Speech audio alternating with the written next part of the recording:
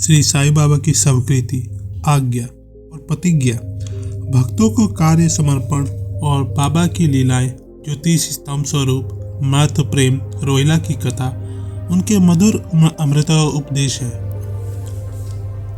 श्री साईं बाबा की स्वीकृति और वचन देना, जैसे कि गत अध्याय में वर्णन किया जा चुका है। बाबा ने सच्चरित लिखने की अनुमति देते हुए कहा कि सच्चरित लेखन के लिए मेरी पूर्ण अनुमति है।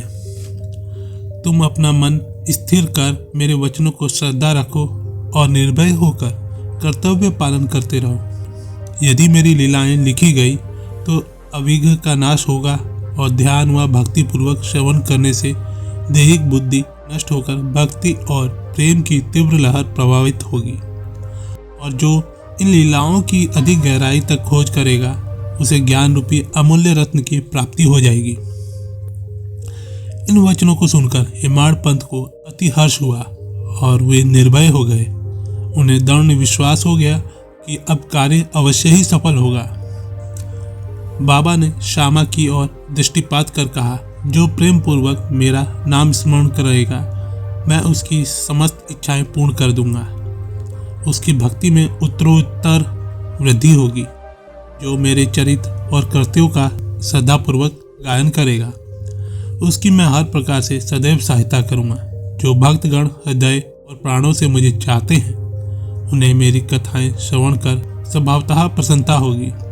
विश्वास रखो कि जो कोई मेरी लीलाओं को कीर्तन करेगा उसे परमानंद और चिर संतोष की उपलब्धि हो जाएगी। यह मेरा विशिष्टय है कि जो कोई अनन्य भाव से मेरी शरण आता है, जो श्रद्धा पूर्वक मेरी पूजन, निरंतर स्मरण और मेरी ही ध्यान किया करता है, उसको मैं मुक्ति प्रदान कर देता हूँ।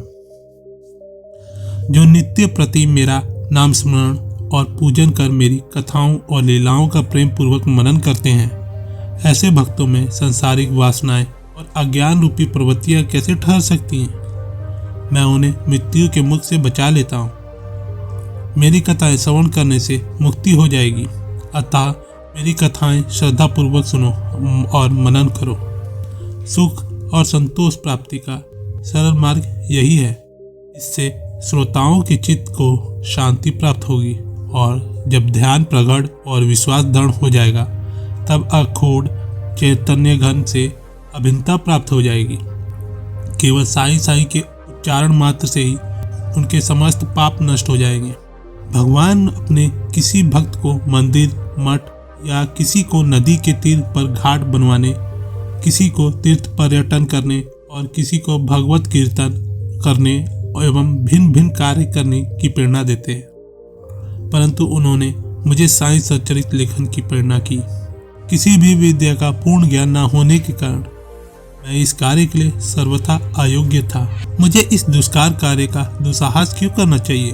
श्री साईं महाराज की यथार्थ जीवनी का वर्णन करने का सामर्थ्य किसे है। उनकी कृपा मात्र से ही कार्य संपूर्ण होना संभव है। इसलिए जब मैंने लेखन प्रारंभ किया तो बाबा ने मेरा अहंकार नष्ट कर दिया और उन्होंने स्वयं अपना चरित्र रचा। अतः इस चरित्र का श्रेय उन्हीं को है, मुझे नहीं। जन्मतः ब्राह्मण होते हुए भी मैं दिव्य चक्षु विहीन था, अतः साईं सच्चरित लिखने में सर्वथा अयोग्य था। परंतु श्री हरि कृपा से क्या संभव वही है। मुख भी वाचाल हो जाता है और पंगु भी गिरवर चढ़ जाता है। अपनी इच्छा अनुसार कार्य पूर्ण करने की युक्ति वे ही जाने। हारमोनियम और बंसी को यह आभास कहाँ की ध्वनि कैसे प्रसारित हो रही है, इसका ज्ञान तो वादक को ही है। चंद्रकांत मणि की उत्पत्ति और ज्वार भाटे का रहस्य मणि अथवा उदती नहीं, वरना शशि कलाओं के घटने बढ़ने से ही निहित है। समुद्र में अनेक स्थानों पर ज्योति स्तंभ इसलिए बनाए जाते हैं जिससे नाविक चट्टानों और दुर्घटनाओं से बच जाए और जहाज का कोई हानि न पहुंचे। इस भवसागर में श्री साईं बाबा का चरित्र ठीक उपयुक्त भांति ही उपयोगी है।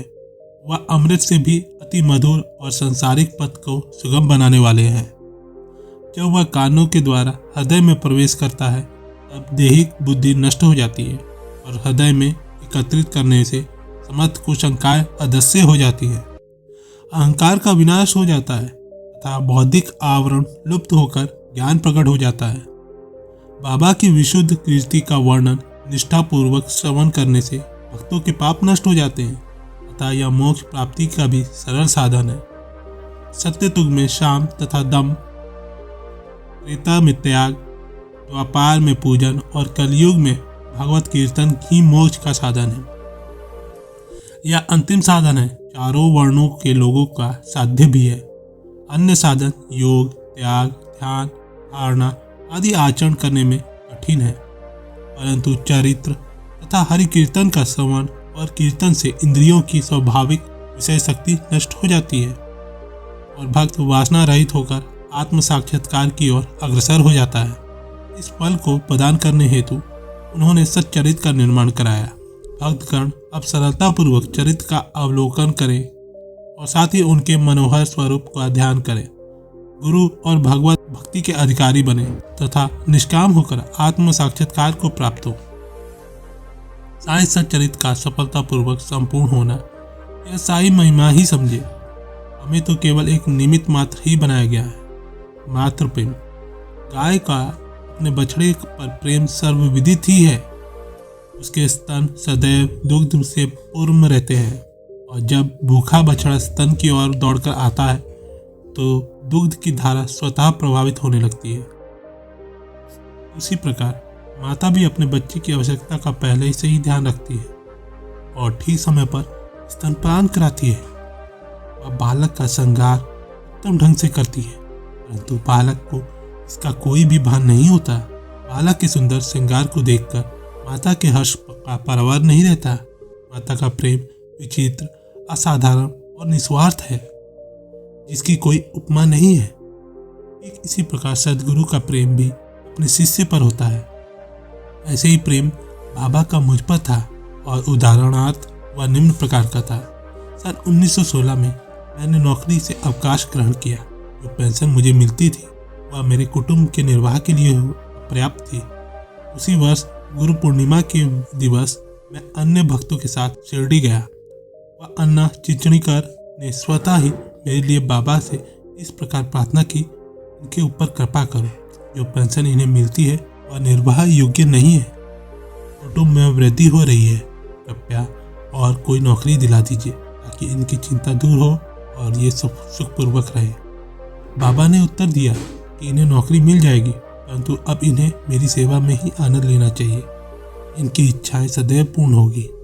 इन्होंने अपना ध्यान मेरी ओर आकर्षित कर अधार्मिक तथा दुष्ट जनों की संगति से दूर रहना चाहिए।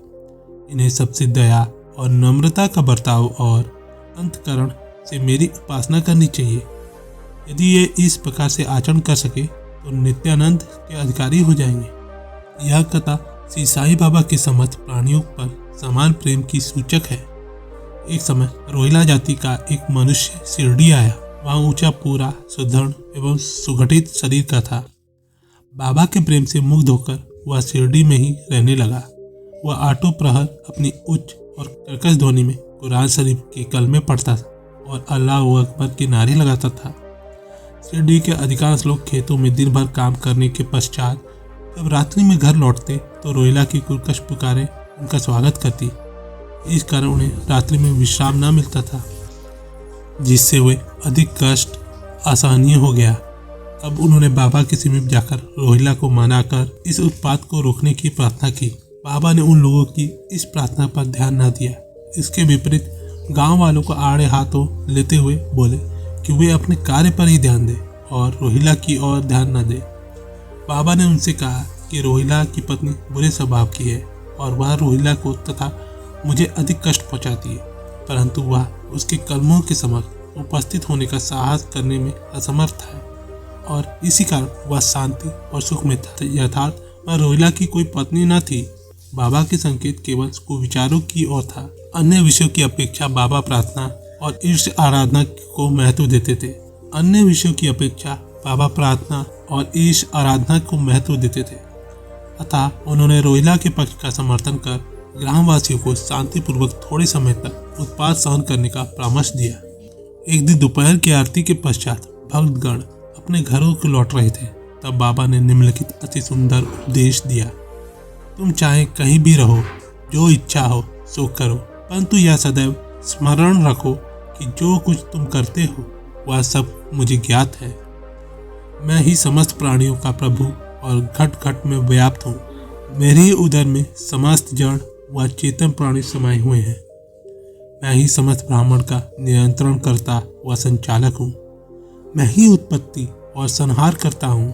मेरी भक्ति करने वालों को कोई हानि नहीं पहुँचा सकती। मेरे ध्यान की उपेक्षा करने वाला माया के पास में फंस जाता है। समस्त जंतु, चींटियाँ तथा दृश्यमान, परिवर्तनमान और स्थायी विश्व मेरे ही स्वरूप है। इस सुंदर तथा अमूल्य उपदेश को श्रवण कर मैंने तुरंत यह दृढ़ निश्चय कर लिया कि अब भविष्य में अपने गुरु के अतिरिक्त अन्य किसी मानव की सेवा न करूंगा। मुझे नौकरी मिल जाएगी। बाबा के इन वचनों का विचार मेरे मस्तिष्क के बारंबार चक्कर काटने लगा। मुझे विचार आने लगा, क्या सचमुच ऐसा घटित होगा? भविष्य की घटनाओं से स्पष्ट है कि बाबा के वचन सत्य निकले और मुझे अल्पकाल के लिए नौकरी मिल गई। इसके पश्चात मैं स्वतंत्र होकर एक चित्त से जीवन पर्यंत बाबा की ही सेवा करता रहा। इस अध्याय को समाप्त करने से पूर्व मेरे पाठकों से विनम्र प्रार्थना है कि वे समस्त बाधाएं जैसे आलस्य, निद्रा, मन की चंचलता व इंद्रिय आसक्ति दूर कर और एक चित्त हो अपना ध्यान बाबा की लीलाओं की ओर वे और स्वाभाविक प्रेम निर्माण कर भक्ति रहस्य को जाने तथा अन्य साधनों में व्यर्थ श्रमित न हो। उन्हें केवल एक ही सुगम उपाय का पालन करना चाहिए और वह है श्री साईं लीलाओं का श्रवण।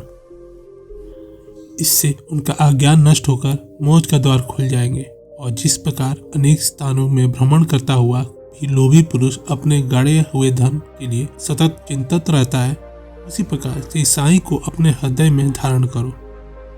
अगले अध्याय में श्री साईं बाबा की शिरडी आगमन का वर्णन होगा। तो दोस्तों, आज की वीडियो बस यहीं तक की थी। अपना ख्याल रखिएगा और हाँ, वीडियो पसंद आती है तो लाइक, शेयर, सब्सक्राइब, कमेंट जरूर कीजिएगा। मिलते हैं आपसे अगले वीडियो में। धन्यवाद। ओम नमो श्री साईनाथाय नमः।